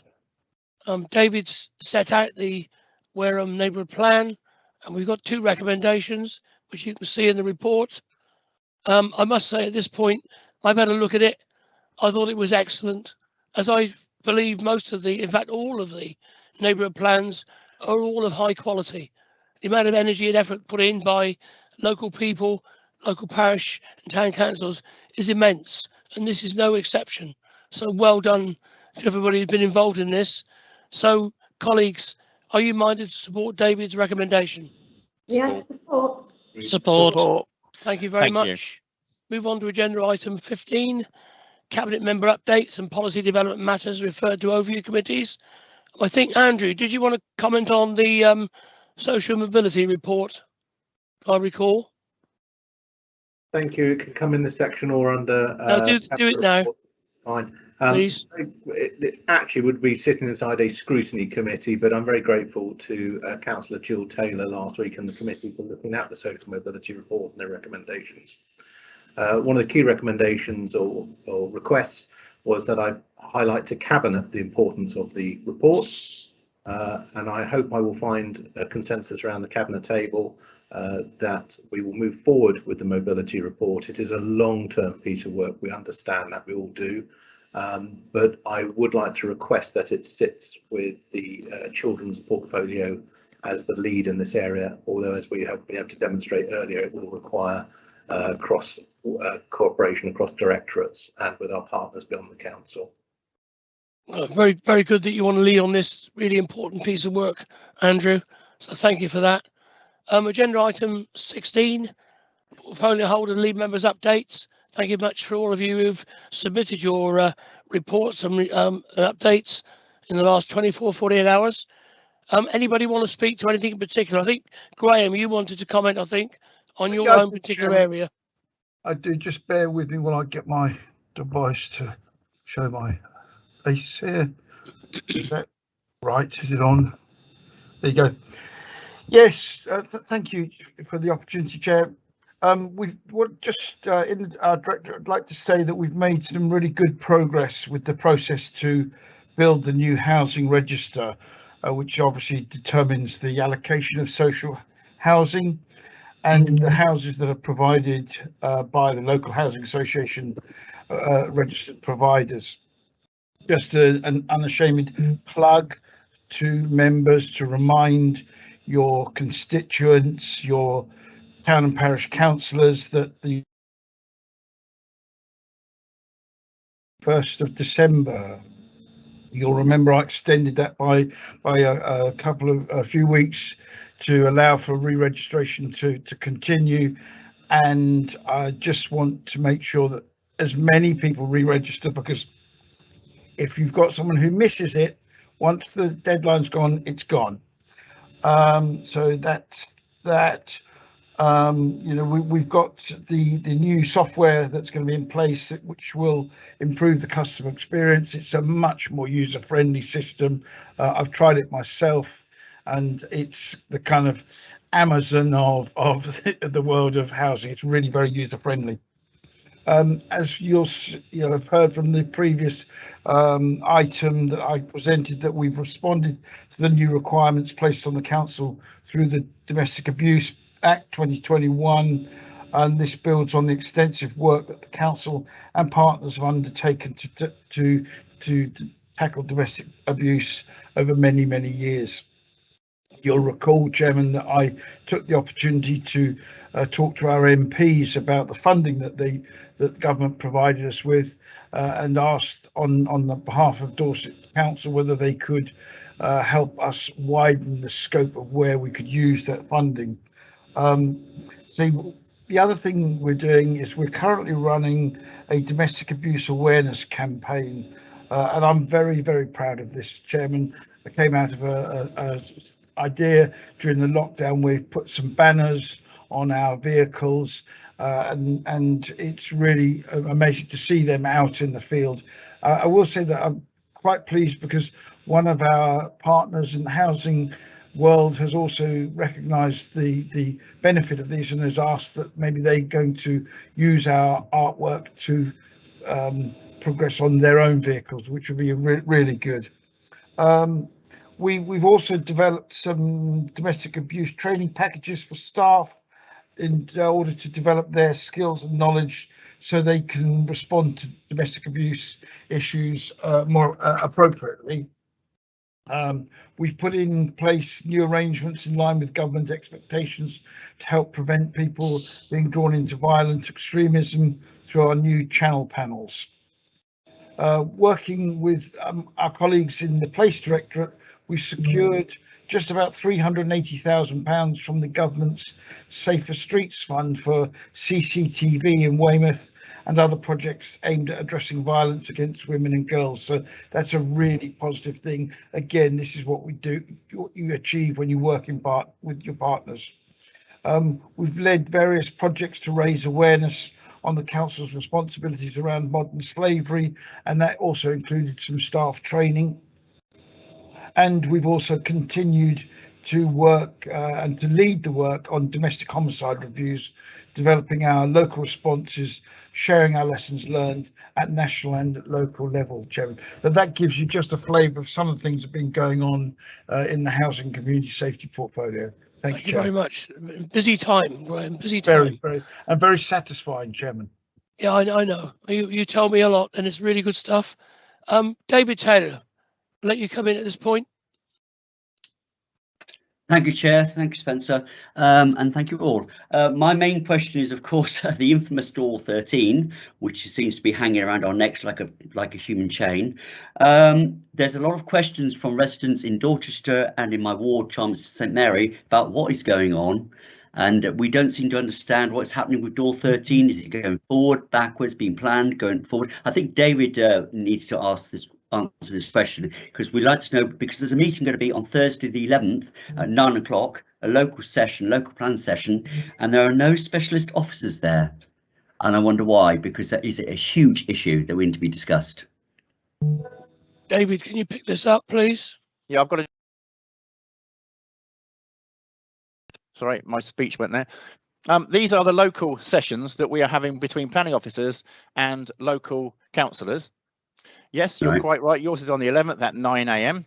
And I'll just read what this part says to you. All councillors are being invited in small geographical groups to be briefed by officers on the outcomes of the local plan consultation. This is your opportunity as a local councillor to hear the main messages that are coming out of the recent consultation and to let us know your thoughts about what has been proposed in the local plan. Prior to the meeting, it will be useful if you have familiarised yourself with the content of the local plan, and I assume all of you from Dorchester will have done. Absolutely. So there will be, the planning officers will be there, Terry Sneller will be there, Hilary Jordan will be there, and Mike Garrity will be there. So all of the planning officers will be there, and so will I. That's including specialist officers, is it?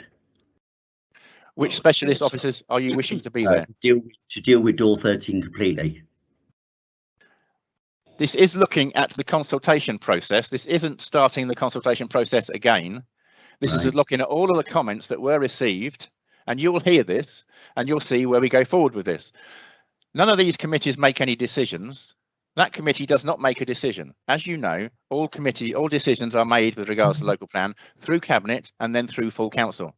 There is no committee, no decisions are being made. So whereas you say, is this going to happen or is this not going to happen? This is not down to anybody at this present stage. It was being evaluated. That's indeed Chairman, can I just get a point forward here? Yeah, I think we're drifting away here from what we got on our agenda today. Yeah, I thought Councillor Taylor was going to ask me a question about housing. So did I. In the chat bar earlier. So this did doesn't I. seem to be about housing at all. It's more about and these things you can pick up with Councillor Walsh outside of the meeting, I hope. Yeah, thank you, Graham. Let me invite Jonathan in at this point. Chairman, thank you.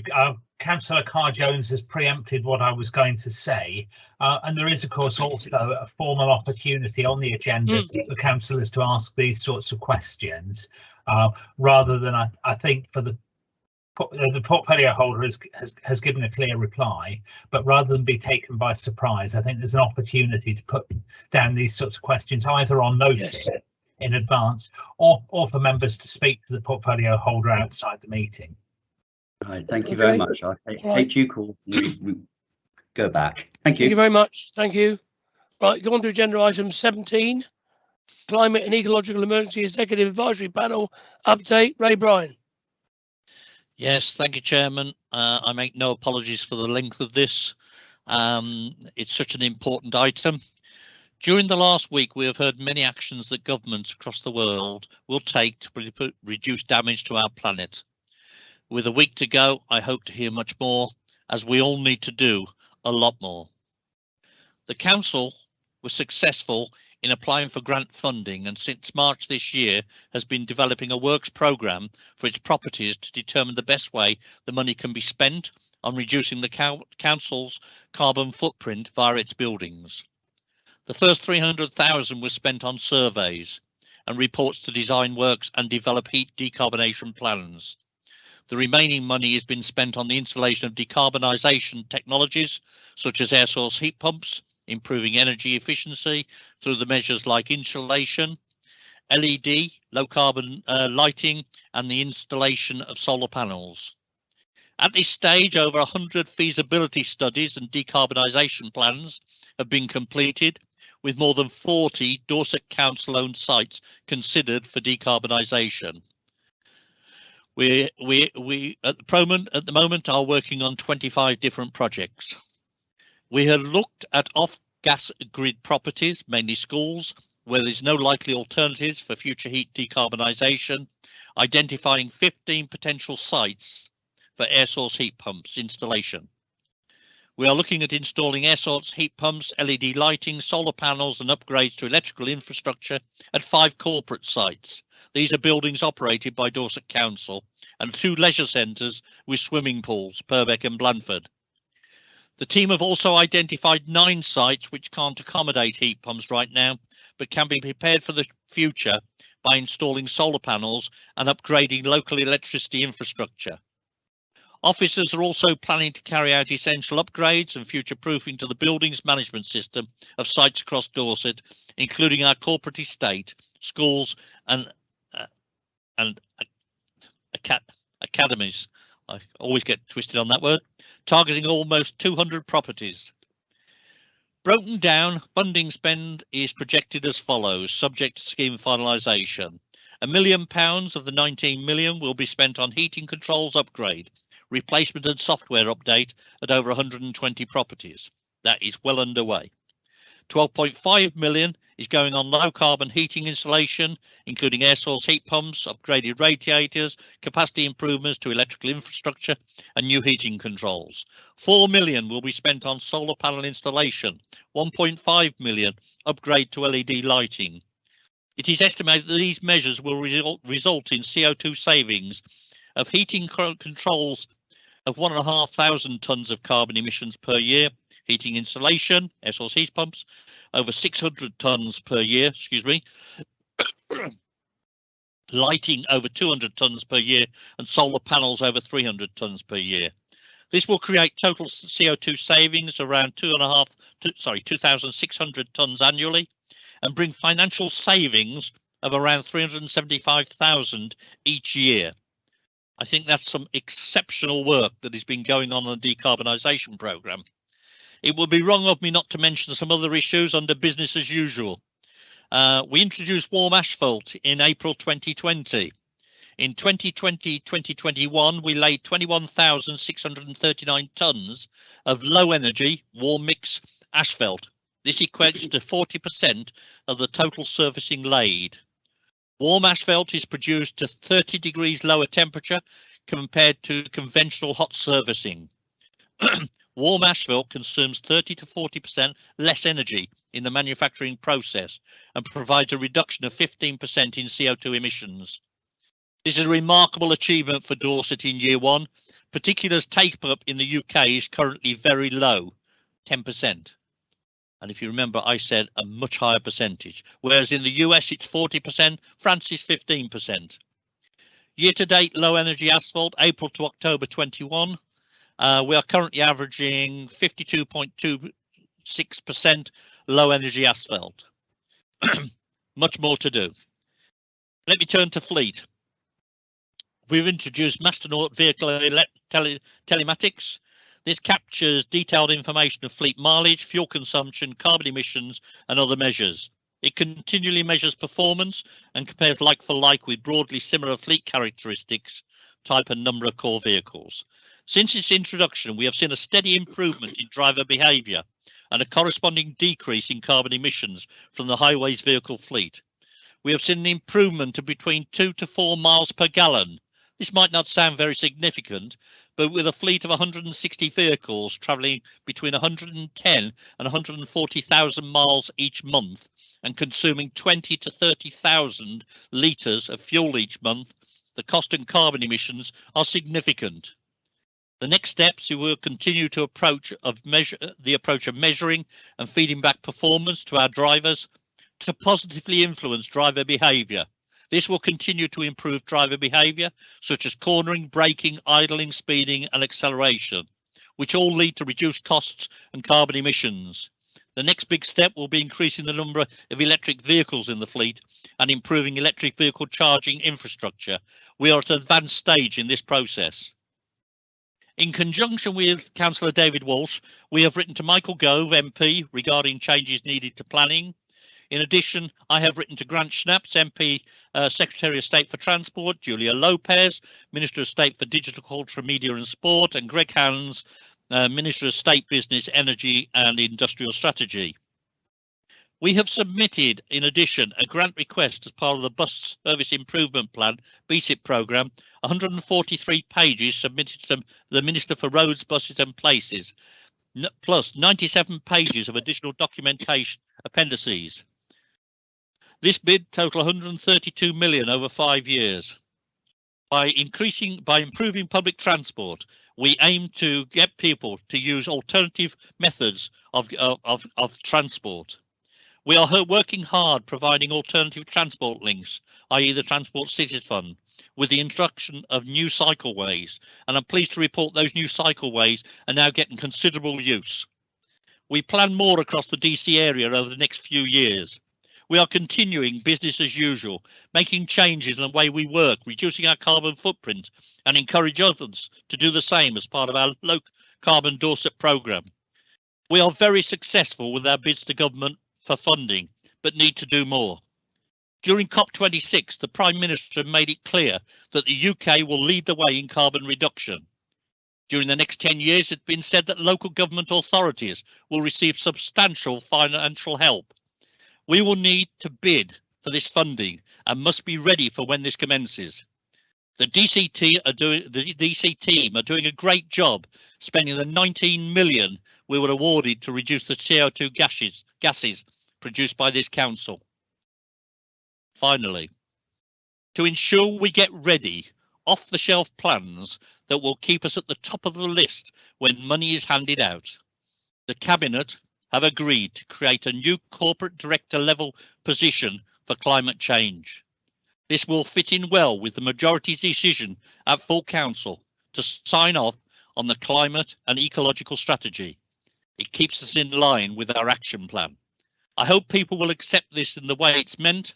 We are doing so much, and yet we get criticised for not doing enough. This council is well above the level of others in what we are doing, and hopefully that will be accepted. Thank you, Leader. Thank you very much, Ray. And I would endorse everything you've said. I've got Brian Heatley.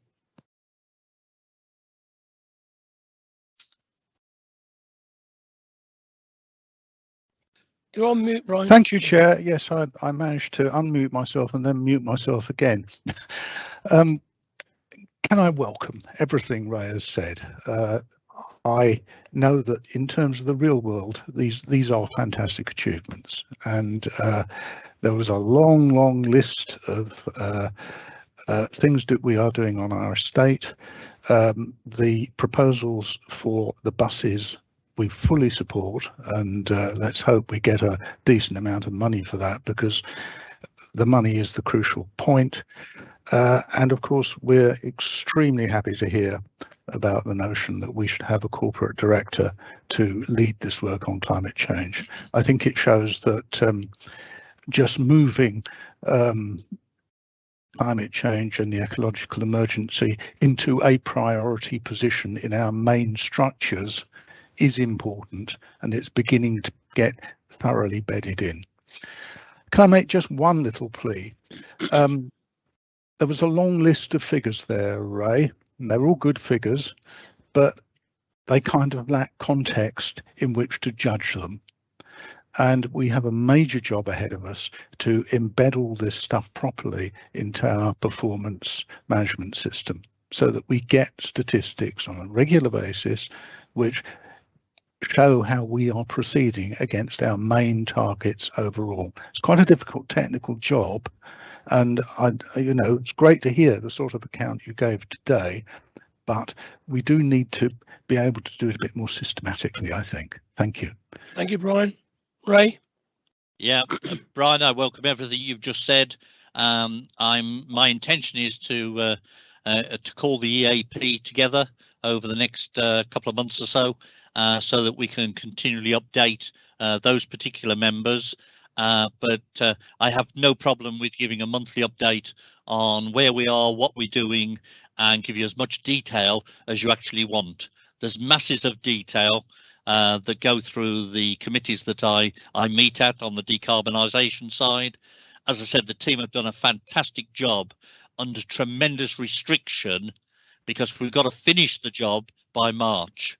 So we've got a lot of work to do, but I thank you for support as always, and I'm perfectly prepared to work closely with you to give you whatever you need, within reason, obviously. Thank you, Brian. Thank you, Ray. Maria Rowe?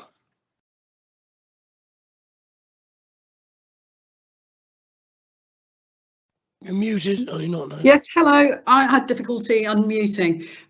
Thank you, Ray, for a lot of good news in your report. I know that officers must be working so incredibly hard to get a lot of the work done in time, and I know, Ray, that you're working very hard as well. I just wondered if at some stage we could have some update on the ecological emergency and how we're doing with that.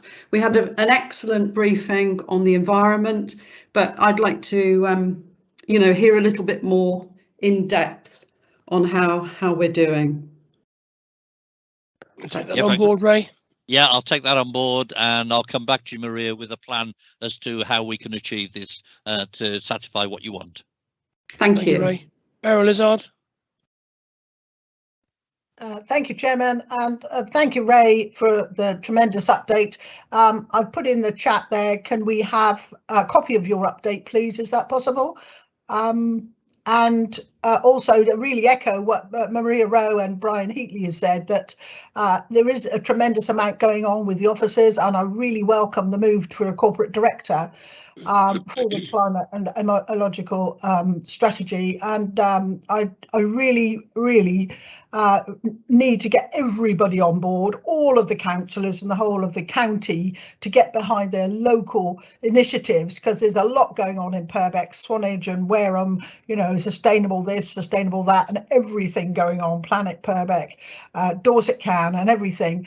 But really to give them some support from the point of view of the Dorset Council, rather than they do tend to go into lots of little alleys and think that there's not a lot going on in Dorset, and I do put them right, I can tell you. But I think that the strategies, we really need to step up stuff, and having a director in this in this area will help tremendously. Thank you, Ray, and thank you, the Cabinet, for really all the tremendous work you're doing there.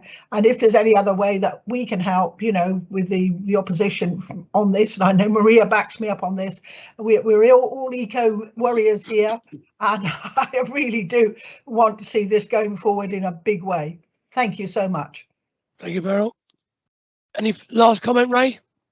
No, I'm very pleased with what we're doing, but this is just the start. And the appointment, I thank my fellow Cabinet members for allowing this appointment.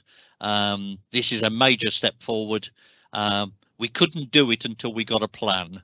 Now we've got a plan, we can appoint somebody to now lead on that, which is what the appointment is about. This is all about getting funding from government. This is all about having stuff that is ready to be plucked off the shelves and sent to government when they give us an inkling that there's money available. We were very successful with the 19 million, the second highest bid that was actually achieved by all councils, including the big ones. So we have every reason to be very proud of what we're doing, and I shall keep banging the drum that this council is doing a great job. Thank you. Thank you, Ray. I'll shut Andrew, up now. you can have the last word, Andrew. Thank you, Spencer. And thank you to Ray on this one. Ray knows he knows I'm never going to miss the opportunity to use the words green hydrogen in a conversation about our energy requirements going forward, and I'm sure that will feature in the new director's remit. But I also wanted to use this opportunity to say we've got a fantastic chance here to promote Dorset agriculture, and I do hope that part of the remit for the new director will include looking at slow food and low food miles, and the promotion of how we do more to encourage people to shop local, spend their Dorset pound in Dorset products, which are grown on our farms, raised on our farms, and have the benefit of not having to travel halfway around the world to be on our dinner plates. So I do hope Ray will take note of that and ensure that that does form part of our plans as well going forward. Good, very good points, Andrew. No need to comment, Ray. I think you'd agree with Andrew anyway. I would. Can I just raise one point, please, Spencer? As part of my report to Cabinet, I mentioned the aquaculture opportunity that we've been given. We're trying to make sure that we are the leading people in the south on aquaculture. For those that didn't come to the environment update the other day, they would have heard about this. These are all big, important issues. Andrew, you're absolutely right. We need to get people to shop locally and to use local produce to keep our farmers employed rather than those in overseas countries. Lots to do. Thank you. Thank you very much, Ray. Thank you very much, everybody. Move on now to agenda item 18, urgent items. There are none today. Matt, you've come on. Yes, Spencer, just a very brief reminder. Under public participation at the beginning of the agenda, there was a point of clarification at the last meeting of Cabinet in October. Did you want me to raise that clarification? So I don't think we did it at the agenda. Oh yes, sorry, I missed it. That's fine. Yeah. There were several public questions asked about the Swanage-based 24/7 paramedic car service, and the portfolio holder written reply indicated that to respond to the clinical commissioning group's consultation, a working group would be set up from the membership of the People and Health Scrutiny Committee. However, correction, this should have read from the membership of the People and Health Overview Committee. So I hope that's clear for members listening in. So it said it should be the People and Health Scrutiny Committee, but actually it should have read from the membership of the People and Health Overview Committee. Thank you, Chairman. Thank you for that clarification, Matt. Right, no exempt. There is no urgent business. So we're now going to go into exempt business.